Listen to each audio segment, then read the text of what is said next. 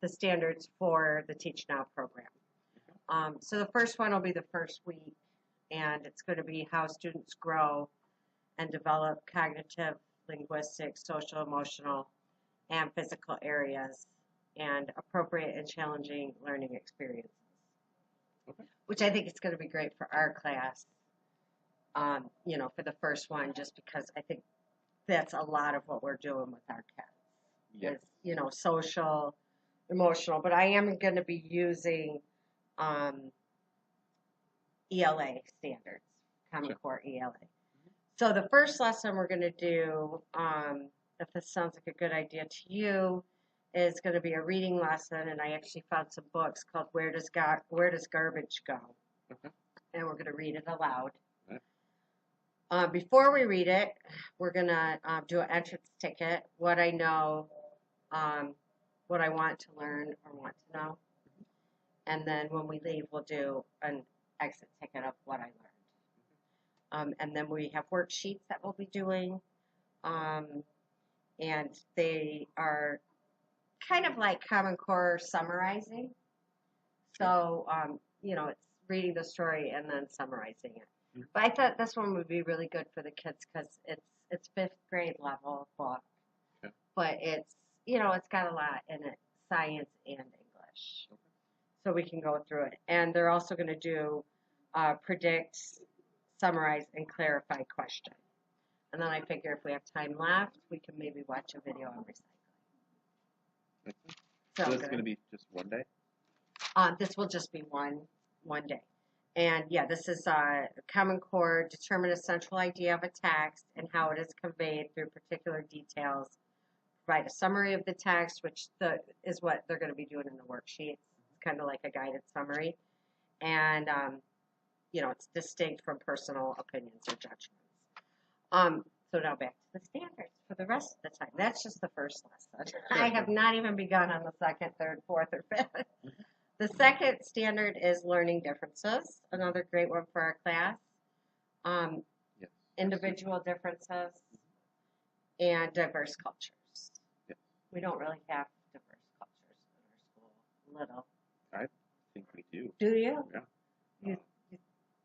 They, yeah, like each of our students come from different places and yeah, I guess you're right. Different like parent makeups and living conditions.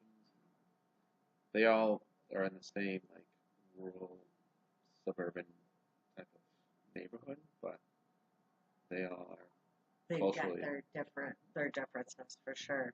Yeah, so I figured for that one we'll do another type of reading thing, maybe a multicultural literature thing. Sure. And then go from there. Or if I can find something, maybe it would be interesting to do something like that with a be great. Student, you know. I think that a lot of students would benefit.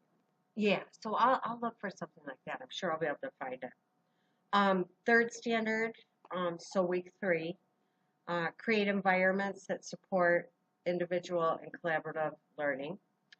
And so I was thinking for that one, I'm not really sure what the lesson will be yet, but maybe that will be when I introduce like the portfolios and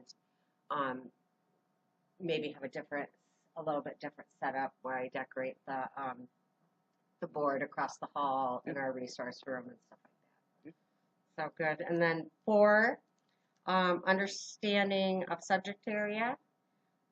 So make content accessible and attainable to all students. And so this is another one I think that we do every day. Yeah. Because, you know, all our kids are at different levels. Right.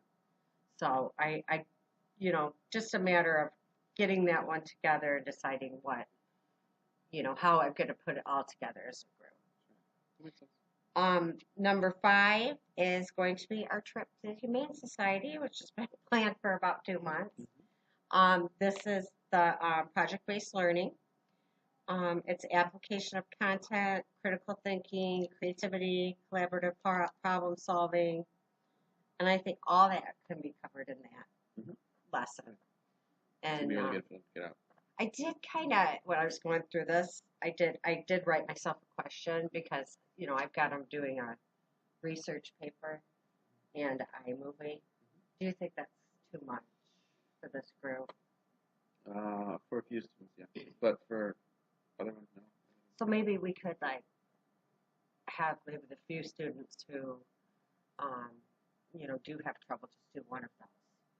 Yeah. Right. And then the other kids, when they get done, is that how you usually would do it with a group like this? So just kind of differentiating who's doing what.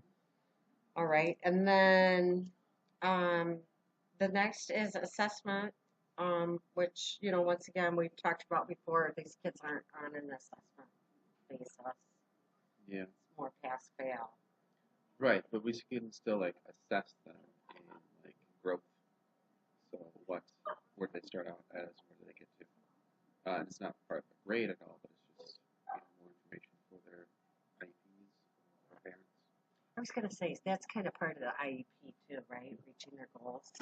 So if we're doing that with the, if I'm doing that with like a portfolio thing, you know, project, we can just kind of look through there at the end of the year. This is what, you know, so-and-so completed. Yep. And We so, can look at their IEP goals and make sure that they're making all the benchmarks. okay, okay, great. The 7th week is planning instruction.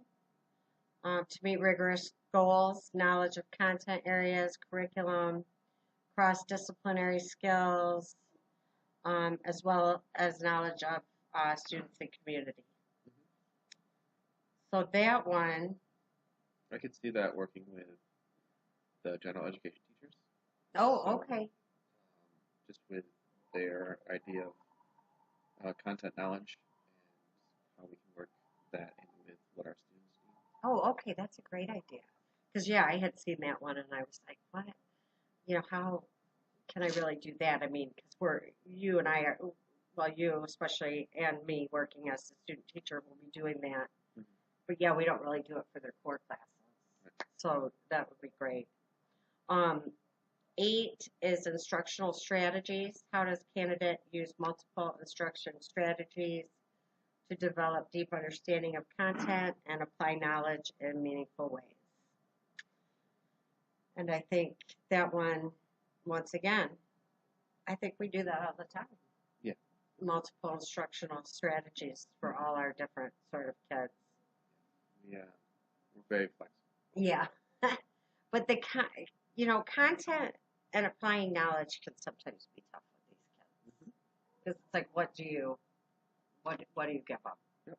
What's important? What do they need? Yeah.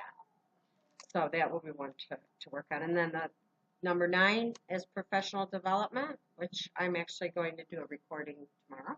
Perfect. Because we have a PD tomorrow. And then leadership and collaboration is the last one. And I'm assuming hopefully maybe between now and the end of the school year there'll be something that I can do. Maybe even the fun run.